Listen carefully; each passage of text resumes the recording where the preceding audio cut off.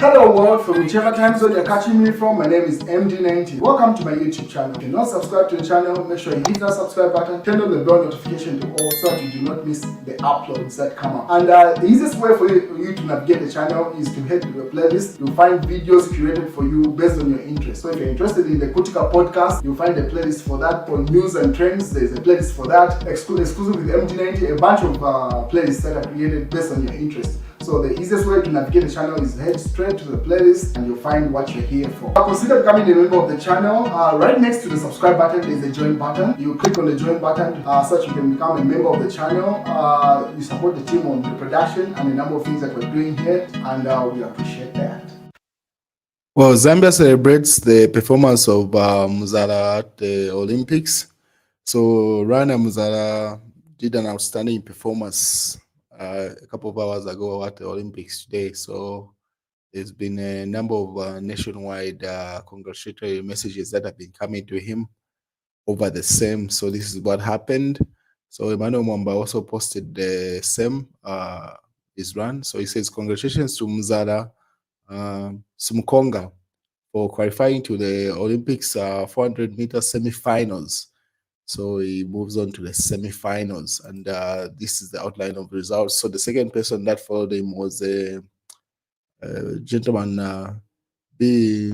Ndori from Botswana, our neighbors here. And if you look at the difference between their times, there's just a number of seconds there. So probably in the next match or run, you'll be hoping to beat Muzala there. So I hope my brother does not rest here and become comfortable because of the celebratory messages that are scrolling all over social media as the nation celebrates him. Let him keep the focus and win the gold and not the silver or bronze, any of those three metals. But yeah, so he did an outstanding performance. He was the first, but followed by Botswana. They both did 44 seconds. Yeah, and then those milliseconds behind there. So the difference is very minimal. What is there's been a gold rush in Zambia, in Kasempa. It should be just less than 48 hours. So a video trended just less than 48 hours ago of a gentleman driving by. Let me show you the video as I talk so you have an understanding of what's going on. So this gentleman was driving along Kasempa Road, and then he took note of the number of people that had camped along this road because of the discovery of gold on this road. So he was simply saying, look at everybody's here, foreigners, and then he was mentioning the number of cars that were camped, in Kasempa because they had discovered gold and people were having a gold rush pretty much in this area, trying to make a killing before anything else would happen. So he posted this video like just about 48 hours ago. It trended on everything. It was on every social media platform, TikTok, Facebook, YouTube, just name it, everywhere. The video went viral on every platform. So once the gentleman was simply explaining, everybody is here. Look at the number of people coming from Lusaka, the Copper Belt, and everything in this particular video. So once this video trended, obviously you expected the government to have picked it up, and also the police picked it up. So you can see a number of tens people have come to in this area to prospect for God, to see the opportunity at this gold rush. So once this video trended, the police also picked it up, and no sooner than they had posted that video, they responded, and I'll show you the response of the police after this discovery of gold in Kasempa. So Emmanuel Mwamba posted the video now, the current video that followed that video of that gentleman posting to say, look at the number of people that have come to Kasempa to discover gold here. And then the police responded. So Emmanuel Mwamba posted this video now, the latest video. I'll show you the video, but let me read you the caption. It says, police fired Teargas to disperse these prospecting for gold in Kasempa Road in Kasempa. The last few weeks, there has been a gold rush in the area with people coming from as far as the Copper Belt and Lusaka, camping in the area to try their luck at discovering, mining gold. Pretty much, they've been camping in this area to mine gold, and they're trying to change the lives of their families. So the police responded in this way. So they fired tear gas in this area. So these are people in the area. They were complaining. Let me let you have a snippet of the sound.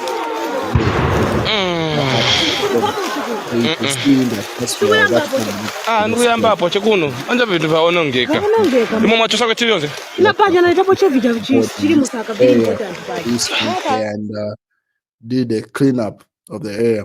You can see some of the people carrying a genset there. Most of them had camped there for a number of days, trying to prospect, and some with success, some with nothing. So now later on, the news started spreading of what had happened in this area. And Emmanuel Wamba later on asked to say, Sujilite, mine and Chembe closed, Kanseseri God and Mwinilunga closed, and Kasempa God closed. What are you doing with this wealth? So he simply asks to say, since they're kicking out these illegal miners, what is the government doing with this wealth that the local people are discovering?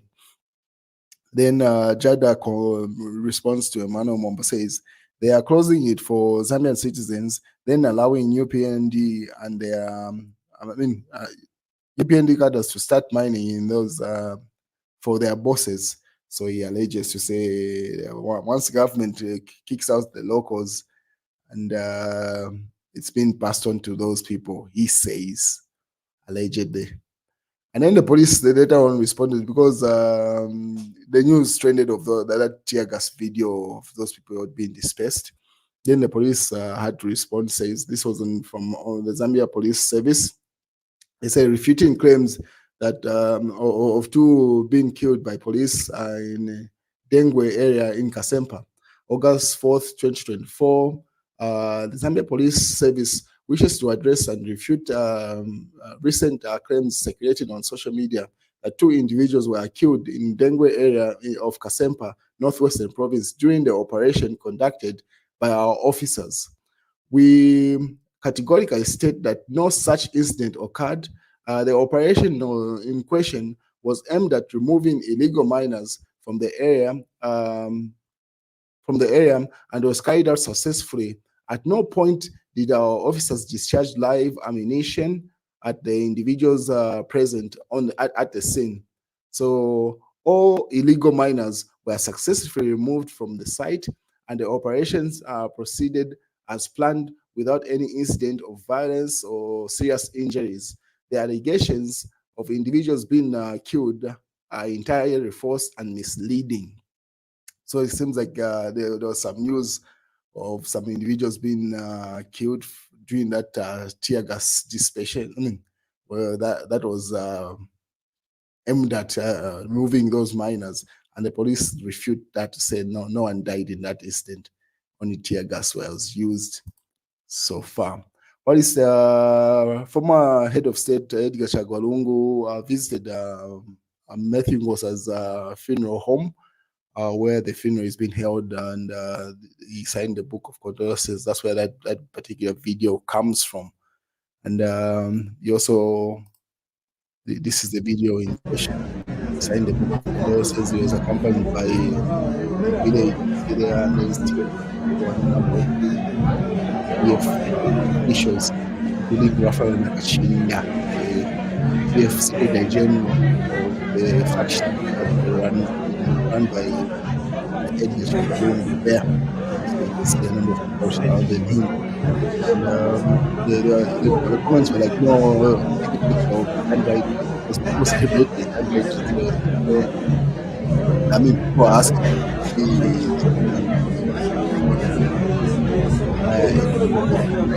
yeah. So he was at Edgar Matthew Ngosa's funeral home there. So Sparty goes the 60th president of Edgar Chagwalungu earlier today signed a book of condolences when he visited the funeral house for the legendary gospel artist Matthew Ngosa, who died on Thursday, 1st August 2024. And then you can see there, Joseph Mwape says, "Can we see the handwriting, please?"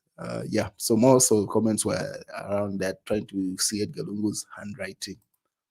And then another picture from the funeral home says, Edgar Shagalungu consoles Mrs. Tesila Ngosa, the widow of the late renowned gospel artist Matthew Ngosa, at a funeral house in Lusaka, Chamba Valley area. So that's Matthew Ngosa's, the late Matthew Ngosa's wife, Tesila Ngosa, there being consoled by former head of state. And then the PF have been questioning to say, this was posted by the Patriotic Front, say, when they wanted to work with him, meaning Emmanuel JJ Banda, you know that story around Emmanuel JJ Banda.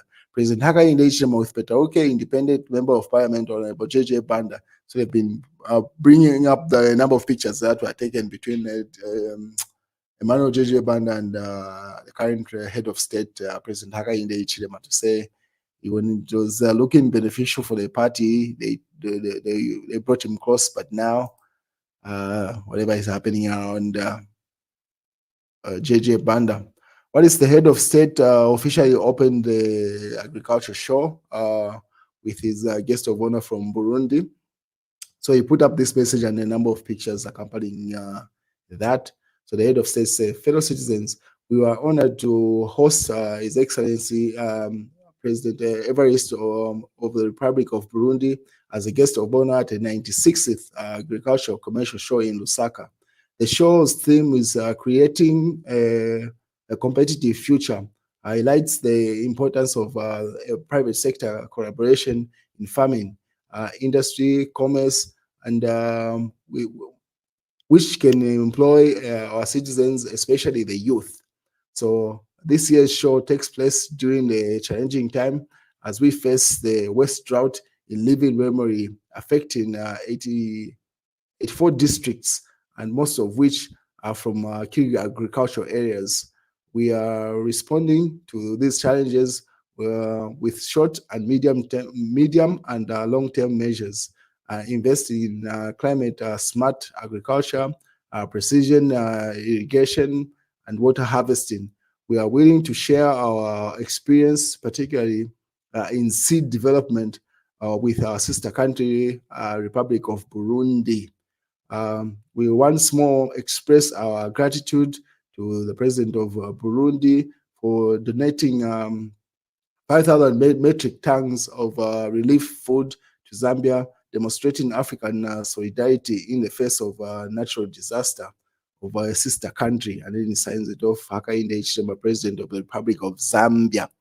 So these are some of the images that came from the agriculture show, with a guest of honor from Burundi, Evariste, the president from that side. And these are the images of the show ground with the president was touring the stands. And this particular picture was interesting.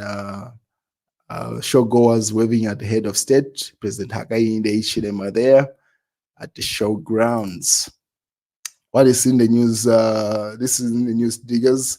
The headline was with regard to Musa Mwenya. So Musa Mwenya narrates how Justice Ministry blocked him from speaking. Anti-Corruption Commission wasn't fighting current corruption. So if you know, Musa Mwenya was a former chairperson of the Anti-Corruption Commission. And he's been speaking from the day that he got fired or when their board got dissolved. And people have not been listening to him to say, because, I mean, you only start speaking when you lose your job. But it seems like he's determined to win back the grace of the general public, to say, I mean, I tried to speak, I was just muzzled, pretty much. That's what he's trying to say in that headline, to say he tried to speak, but the Ministry of Justice blocked him. And now people would ask to say, why didn't you quit? But anyway, he's trying his best to gain back the graces of the general public because he's lost it. He's speaking to an empty room at this point. But we wait and see. He has to prove himself. I just hope he does not implicate himself with those statements. I'm pretty sure that he had sworn an oath. It's I don't know if it's different from what the one that ministers swear, where things that happen in cabinet you are not allowed to divulge them. So I hope as he anyway is a lawyer, I'm sure he knows how to walk the line as he shares this information of what happened in the Anti-Corruption Commission. I'm sure he walked a thin line where he does not implicate himself, but shares as much information as possible. We wait and see how that plays out. This was in the Sunday Nation. This is today's newspaper. Then what else? This is in the Mass newspaper. Then Gary Nkombo says the Munyao market will eliminate threat of being an epicenter of disease. And then also in Zambia, corrupt people are glorified, and those that fight corruption are fought, observes Masebo. There, that's a headline coming from the Mass newspaper. And then right after visiting the funeral house of the late Matthew Ngosa, Edgar Shagalungu went to Bowman Lusambo's house to go and see those twins. So those two babies that you see, the young baby in white, the girl that is holding Edgar Lungu's hand, and the one that is holding the lady in black, that's Bowman's wife. So those two babies, and those are twins. They are named after Edgar Shagalungu, the guy, the boy there. And the girl is named after Esther Lungu. So those are the twins that Bowman somewhat named after the former head of state. So after visiting the funeral house, he decided to go and visit Bowman Sambo and his children at their home. So these are some of the images that were shared from that interaction of Bowman Sambo and the former head of state, with the twins named after him and his wife. And some of the images that people was also sharing from that interaction. These were taken at Matthew Ngosa's funeral home, where the former head of state visited with his patriotic front team. That's the news, ladies and gentlemen. Have a good night. And if anything else comes up, I'll keep you posted.